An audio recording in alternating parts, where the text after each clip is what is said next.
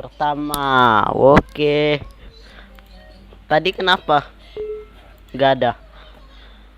Habis ini main PB, please. Ya.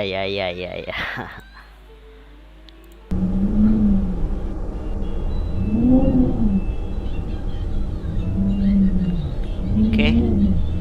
Kita cuman dapat 300 fps, guys.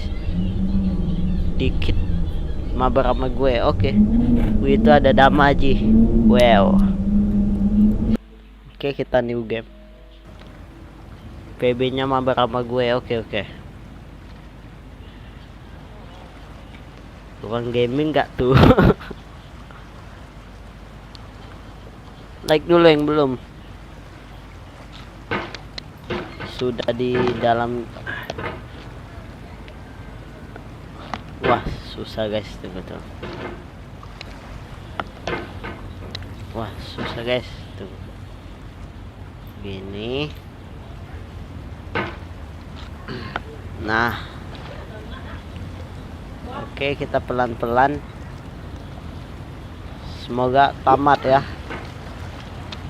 Susah soalnya guys. Ya Allah.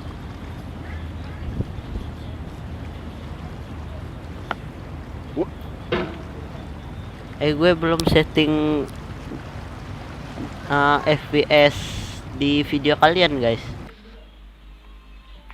Masih 30 fps di kalian.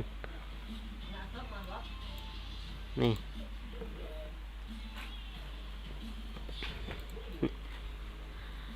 Setting video 3. Oh, harus stop dulu ya. Tunggu. Gua stop dulu.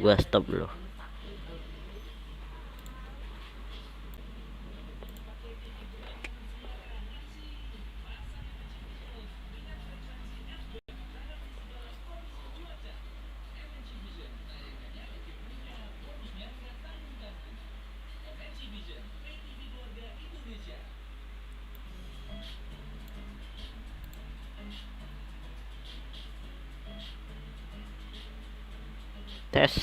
Nah, udah ada lagi nih.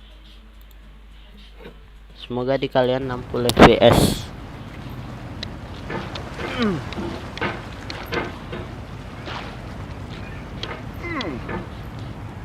There's no feeling more intense than starting over.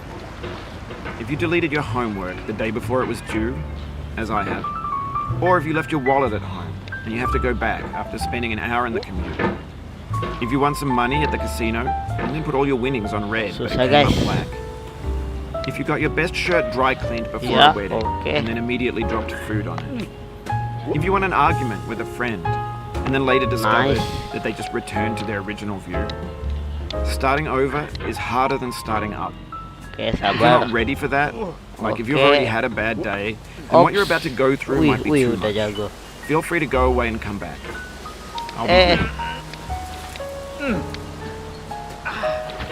Alright, nice. Thanks for coming with me on this trip. I'll understand if you have to take a break at any point. Just find a safe place to stop and quit the game. Don't worry, I'll save your progress always, even your mistakes.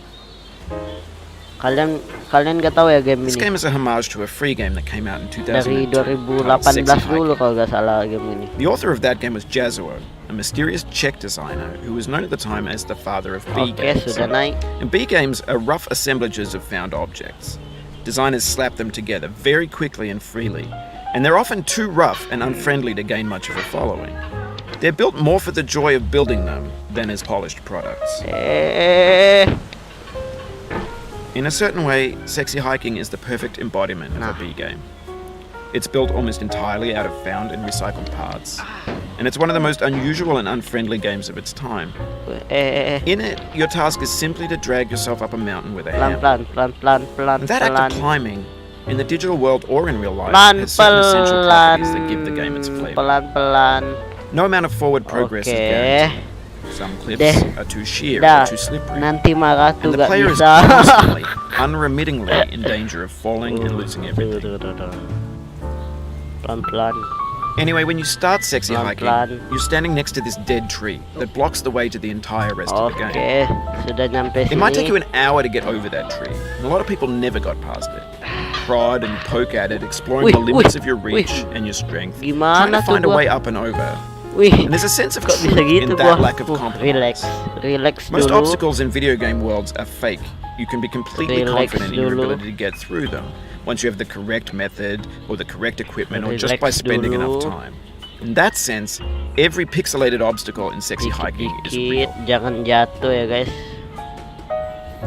The obstacles in sexy hiking are unyielding, Nah, and that makes the game uniquely frustrating.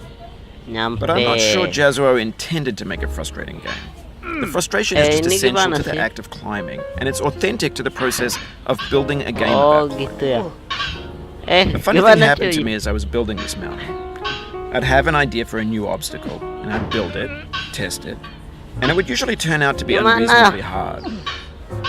But I couldn't bring myself to gimana make tadi? it easier. It already felt like my inability to get past the new obstacle was my fault as a player rather than as a builder.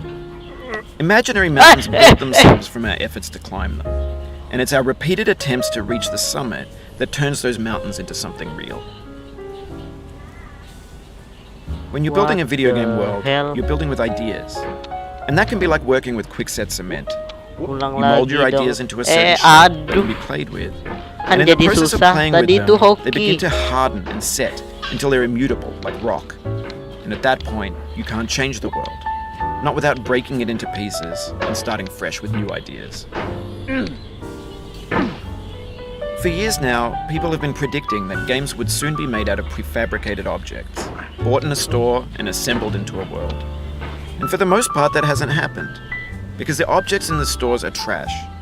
I don't mean they look bad or that they're badly made, although a lot of them are. I mean they're trash in the way that food becomes trash as soon as you put it in the sink. Things are made to be consumed and used in a certain context, and once the moment is gone, they transform into garbage. Wah, wah. In the context of technology, Wah. those moments pass by in seconds. Wah guys. Over time, we've poured more and more refuse into this vast digital landfill that we call the internet. It now vastly outnumbers nice. and outweighs the things that are fresh Nice, and untainted nice. and unused.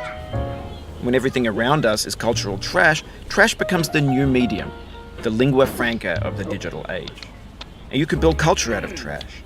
But only trash culture. Be games, be movies, Nah. be music, be philosophy. Maybe this is what digital culture is. A monstrous mountain of trash, the ash heap of creativity's fountain. A landfill with everything we ever thought of in it. Grand, infinite, and unsorted.